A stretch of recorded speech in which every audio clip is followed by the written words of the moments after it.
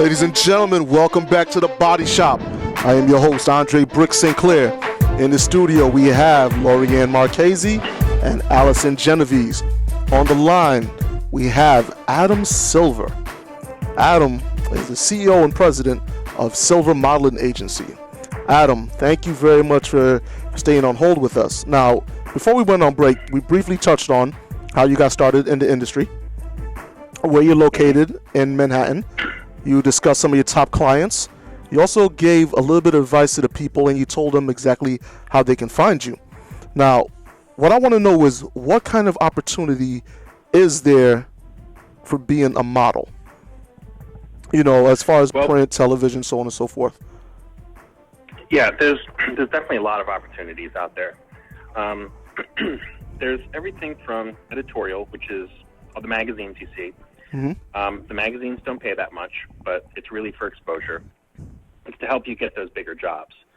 Beyond that, then there's print advertising, which is, you know, the meat and potatoes of pretty much our business.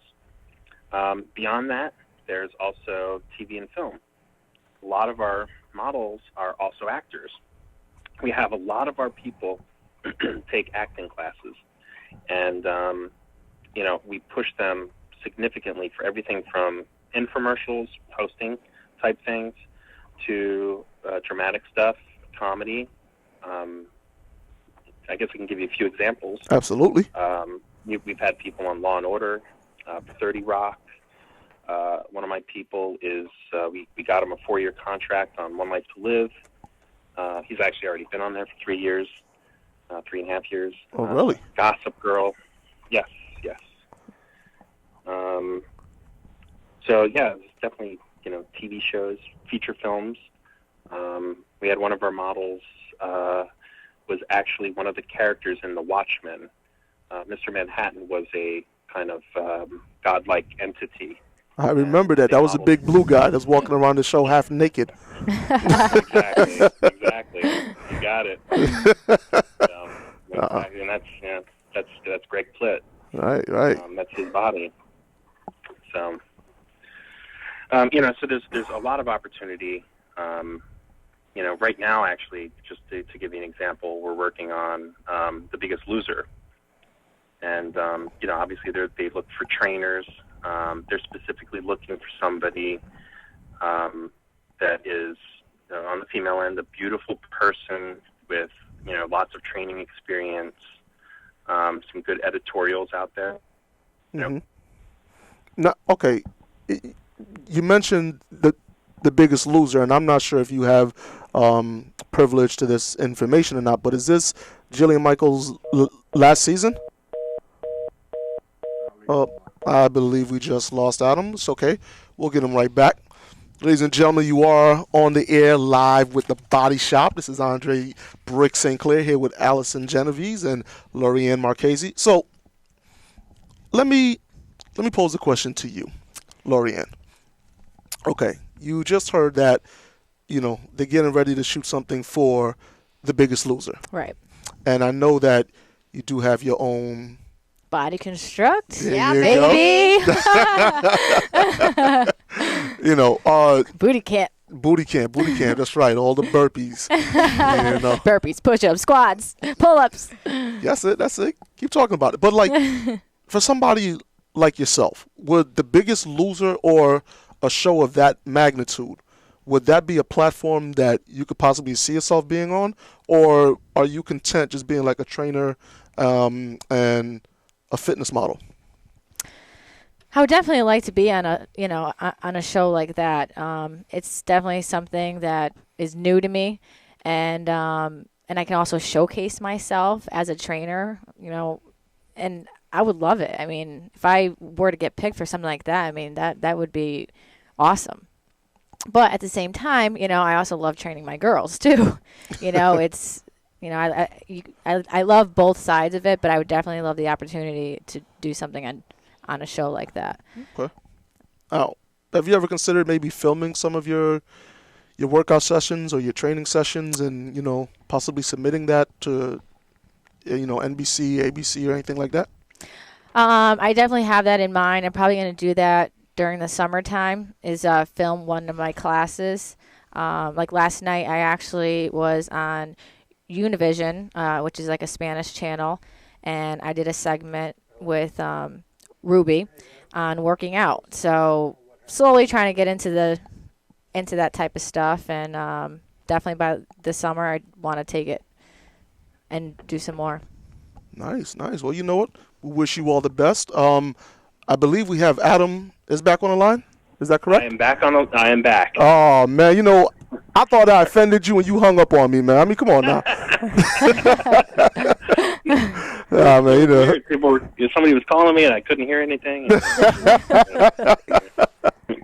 All right. Now, before we got disconnected, Adam, I was asking you that, and again, I'm not sure if you're privileged to this type of information.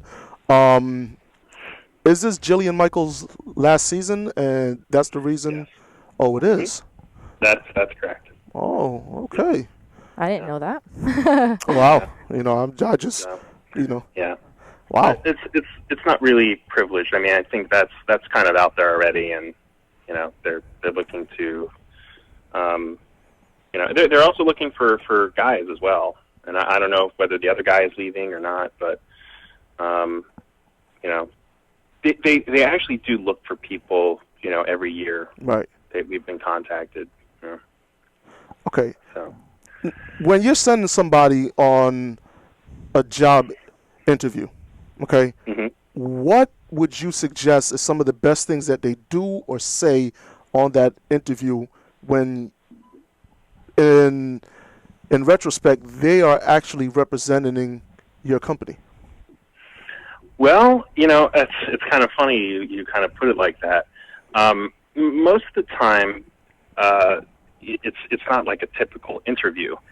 It's basically called a casting. When there's a print job, let's say it's for Under Armour, for example. Right. Under Armour sends us a breakdown of what they're looking for. They may say we're looking for guys, 20 to 25, all ethnicities, height 5'10" to 6'2", give us characteristics like that. And then we go ahead and we submit to them, possibilities, and then they get back to us and say, okay, these are the following people we want to see. And then we send them off. Now, when we send them off, they're sent with their books and their comp cards, and they will literally be seen probably for about 2 minutes. They walk in, they see a casting director or an art director. That person will most likely take some snapshots of them, sometimes in their clothing, Under Armour clothing, and then that's it pretty much. I mean, there's really not much, for print casting. There's usually not much involved. There may be sometimes it could be for specific, say, athletic activity. Like we worked on a project for Protocol with Dick's Sporting Goods, and they measure. It's used by coaches to measure the speed of an athlete, right? Electronic timing devices. And so you may have to demonstrate that you could say, go into, do a 40-yard dash, for instance. You have to actually be competent at, sprinting. It couldn't just be somebody with a great body that doesn't have a clue what they're doing, or, do some particular football moves. Right. So we're going to send people that are right for that particular project. And all they have to do is execute for the most part. For a TV or a film project, it's different. Then they're auditioning, and they're auditioning in front of a camera. They may have no lines. They may have some lines. In those cases, if they have to do hosting or something, we actually work with them one-on-one and get them prepared for the type of part that they're going to be hosting for. All right. Let's say it's for an abdominal product, and we would go through, hi, welcome to the Ab Blaster. We would work with them on, on getting ready for that. Absolutely. Now, with somebody that's, as you're putting it, that's working with you, and you're going to send them out, on a casting and not an interview, which I apologize for using the wrong terminology. That's okay. So when you're sending these people out on castings, okay, are they signed to a modeling contract? Yes, most of them are. Most of them are under contract with us. And, we basically have the contract in place to stipulate, what we're going to do for them and then what they are going to do as well. And there's also the financial aspects, what commission we get. We work on commission, basically. Okay. We don't make any money until the model makes money, period, or the actor. So if we work with somebody for a year and they don't book one job, then we don't get any money, and that's that. Probably we shouldn't be working together if they haven't gotten a job in a year. But and sometimes, sometimes we make a bad pick. Somebody just didn't work out right. And then every now and then we'll see somebody like, I just don't know whether they're going to work out, and then all of a sudden they make tons of money and they get booked everywhere. Yeah. Now, okay, here's a little off-kilter question. But since we're talking about tons of money, have you ever had a client that's made more than six figures, or actually made up to six figures? Oh yeah, absolutely. I've had many clients making six figures. Absolutely. Wow. Yes, I like absolutely. that. Now, the career as a model, a lot of people really believe that it's all, lights and glimmer, and it's, it's it's the pathway to the good life, so to speak. And now, you and I both know that there are some dark sides in this industry. Can you talk about just a little bit of the dark side of that? Well, I guess it's almost a little bit of a two-sided question. I guess the first part is really how difficult is the industry? Is it, people may think that modeling is an easy job, and realistically it's not. Right. There are long days, especially when you're doing test shoots, you're doing work for a client. It is not easy work. I mean, you really have to be on your game. You have to be attentive constantly during a shoot. You do get breaks and stuff like that, but, believe it or not, there can be 10, 12-hour days. And sometimes if you're booked on a 5-day shoot, it's going to be 10 or 12-hour days in a row, period. So 5 days in a row, and that's just, you just have to suck it up and deal with it. And sometimes if it's an exercise type thing, then you better have some good endurance, because you're going to be working out hard. It's not easy. And then there are other things that are easy. We have people that will do, say, a voiceover. When you watch a TV commercial, you'll hear like the voice in the background. Right. Prevacid is used by most doctors. Blah blah blah. Those people can go in for 15 minutes and make $5,000. What? Wow. Oh, I'm in the wrong line of work then, huh? It's crazy. And voiceovers happen to make a lot of money. Voiceovers are, they're very good. I mean, we don't have a lot of people that do voiceovers. Right. Right. We do have a few, but yeah, they pay very well. So are most of these full-time or like a part-time? Most of our people are part-time. Most of our people do this. Like as a side job or? Yes. Okay. As a side job. But then there are particular people that we have that this is their full-time career. This is all they do. And they are doing catalog work. They may be doing hosting. They are constantly on the go with this thing. And, those people are the ones that actually are kind of the most fun to work with. Not that the other guys aren't, but, Right. Those are the ones that really, really want this. And, it's their main source of income. So they're doing a lot of work. So it's definitely something that you can take it to full-time if they put in, you're all into it. Exactly. And if you have the right look, if you have the right look, they're actually, commercial modeling. And let me break this down super quick. I hope I have enough time in this segment. Absolutely. Different types of modeling. Okay. First, there's high fashion. There's the Ford and IMG and Wilhelmina, and they have those high fashion divisions. We actually do have a small high fashion division here. Now, that's one segment of the industry where people have a particular look to them. The men are usually exactly 6 feet tall to maybe 6'2.5" is usually like the best range. And the women are usually in the 5'9", 5'10", 5'11" range for that. Okay, but obviously very, very thin bodies.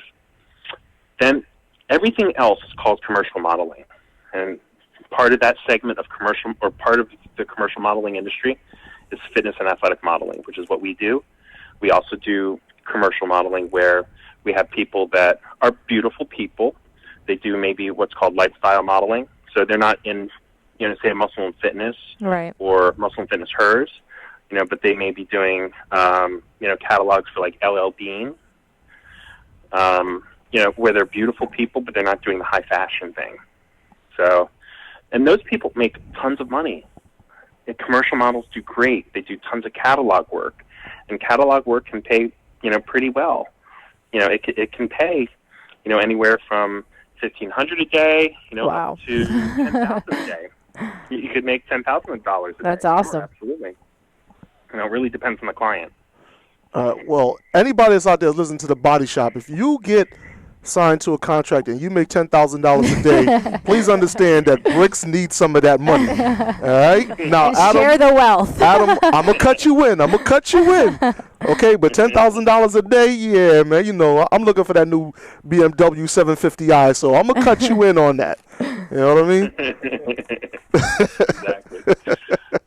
I'm all for it. I'm ready. Yeah, see? That's what I'm talking about. Somebody that understands the big money is right where it's at. Okay, Adam, there actually are a few players in the game, though. I was wondering if you can just touch base on it real quickly. You mean like people that are making a lot of money in the industry? Yes, sir. That are doing well? Yeah. No, well, of course, I won't quote any figures or anything. No. But, I know, from the male standpoint, Greg Plitt, is doing very, very well. Great guy. And he, does a lot of print. He does a lot of TV. And, he has a lot of amazing projects going on. He's sponsored by Metrex. That's great. There are bodybuilders, actually, that do very, very well in the industry. Some I represent, some I don't. Okay. I rep Brandon Curry. He does very well. And, of course, the big dogs at the top, the Ronnie Colemans and Jay Cutlers are doing very, very, very, very well. Yeah, they are. They are. Right. On the women's side, you have Jennifer Nicole Lee, JNL, who is amazing. She's an amazing personality. Alicia Marie, she does very, very well. That's right. So there's some great people out there, and some people that really, really do make it in this industry. And even I won't go into too many names here, but there are people that are doing pretty good in the industry. Maybe they're not in the six-figure, but they're really close to that. And there's plenty of those people around as well on the East Coast and the West Coast. Oh. So, yeah. Well, that's very good. Now, that you did mention Alicia Marie, that leads me to my next question, because she did compete at the Fitness Atlantic competition. And when we come back from break, we're going to touch up on that, because I do believe that you're going to be there. So, ladies and gentlemen, stay tuned. The Body Shop will be right back.